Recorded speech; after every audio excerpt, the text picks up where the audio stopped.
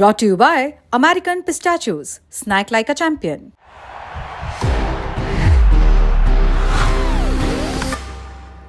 That's the power of pistachio. 11 तारीख को पाकिस्तान में जाफर एक्सप्रेस नाम की ट्रेन को हाईजैक कर लिया गया था। हाईजैक करने की जिम्मेदारी बीएलए यानी कि बलूचिस्तान लिबरेशन आर्मी ने ली है। ये ट्रेन क्वेटा से पेशावर की तरफ बढ़ रही थी जब ट्रेन को हाईजैक किया गया। इसमें 400 से 500 के बीच में यात्री सवार थे। पाकिस्तानी सैनिक भी उस टाइम ट्रेन में मौजूद थे। तो बीएलए और पाकिस्तानी सरकार दोनों अलग अलग तरह के दावे कर रहे हैं कि कितने लोगों को रेस्क्यू किया जा चुका है और कितने लोगों को मारा जा चुका है। न्यूज़ रूम में हमारे साथ साजिद हैं जो आपको थोड़ा विस्तार से बताएंगे कि अभी तक इस पर क्या अपडेट है। जी भी बाबरी, आपने जैसा बताया कि जाफ़र एक्सप्रेस नाम की जो ट्रेन थी वो 11 मार्च को हाईजैक हुई थी। बलूचिस्तान लिबरेशन आर्मी ने इसको बीएलए जिसका शॉर्ट फॉर्म है उसने ये हाईजैक किया था। तो इस ट्रेन में 9 डब्बे थे और करीब 400 से 500 यात्री इसमें यात्रा कर रहे थे। और पाकिस्तानी अखबार डॉन है, उसने अभी ये ख़बर शाया की है।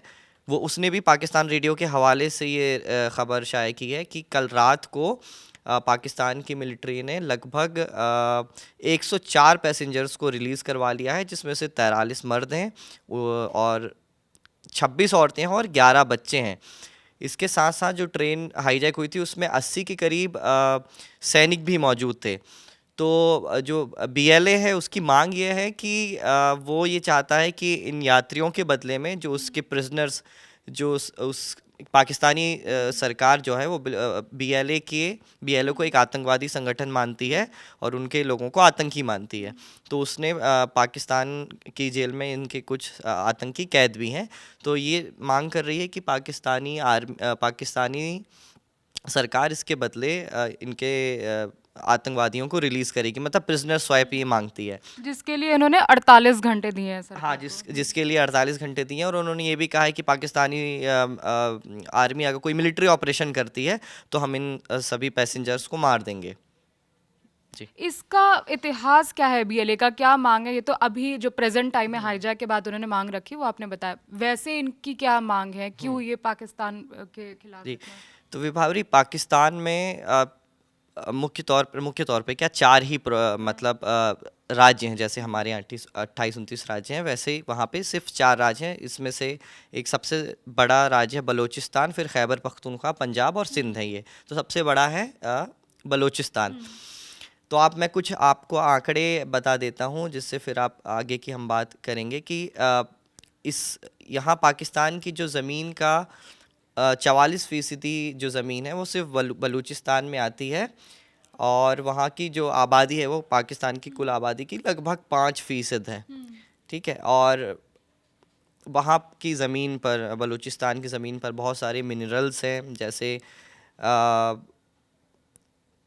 जैसे तांबा, कोयला, सोना, यूरेनियम, इन सब का बहुत बड़ा भंडार है वहाँ पे। और पाकिस्तान के प्राकृतिक संसाधनों का 20% लगभग बलूचिस्तान में ही है। ठीक है। उसके अलावा वहाँ पे 9 पाकिस्तान के सैनिक के अड्डे हैं, बलूचिस्तान में ही हैं। और वहीं पे पाकिस्तान ने पहली बार परमाणु परीक्षण किया था। ठीक है। लेकिन ये सब हम देखते हैं एक तरफ कि बलूचिस्तान में इतना कुछ है, लेकिन बलूचिस्तान की 80% से की आबादी जो है 80% से ज़्यादा आबादी वो पूरी गरीबी रेखा से नीचे जीती है।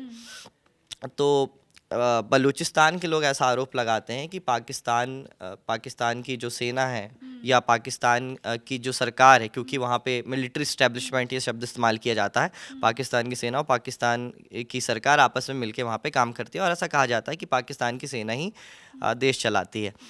तो बलूचिस्तानियों के साथ वहाँ पे भेदभाव होता है, ऐसा आरोप लगाती है। और आप ये भी देखेंगे कि पाकिस्तान में हमेशा से 2 परिवारों का, एक भुट्टो परिवार का और नवाज़ फैमिली का, बेनज़ीर भुट्टो की लेगेसी जो अभी है, बिलावल भुट्टो वो हैं, या फिर नवाज़ फैमिली देखते हैं हम, तो इनका हम नाम सुनेंगे। ठीक है। सिंधियों का और पंजाबियों का। किसी भी फेमस बलूची राजनेता या किसी एक्टर का नाम भी, मतलब एक्टर या किसी भी फेमस पब्लिक फिगर का नाम आप नहीं सुनेंगे। मतलब पंजाबियों और सिंधियों का हमेशा से वहाँ पे वर्चस्व रहा है। तो इसी वजह से कुछ ऑर्गेनाइजेशन खड़े हुए कि जो भेदभाव वहाँ पे बलूचियों के साथ हो रहा है, ऐसा उनका आरोप है बलूचिस्तान के कुछ लोगों का। और तो वो यही चाहते हैं कि बलूचिस्तान को सेपरेट कर दिया जाए पाकिस्तान से। इसके लिए मतलब कई सारी तहरीकें चलती हैं, कई सारे मूवमेंट चलते हैं। उसमें से कुछ जैसे 4 का मैं नाम बता देता हूँ। लश्कर बलूचिस्तान एक है, फिर एक है बलोच लिबरेशन फ्रंट BLF के नाम से ये जानी जाती है, फिर एक है बलोच राजी अजोई संगार BRAS नाम से, और एक सबसे फेमस जो सबसे कुख्यात जिसका नाम हम सुन रहे हैं बलूचिस्तान लिबरेशन आर्मी BLA है, जिसने अभी ट्रेन हाईजैक की है और इनकी मांग है कि इन्हें अपना अलग सेपरेट देश चाहिए। अच्छा, और अभी पिछले हफ्ते ही पाकिस्तान में एक और बॉम्ब ब्लास्ट हुआ था, मस्जिद के पास हुआ था जब रोज़ा के समय। तो ये क्या मतलब इसके पीछे फिर किसका हाथ था, किसने दावा किया था कि किसने जिम्मेदारी ली थी उस बॉम्ब ब्लास्ट की?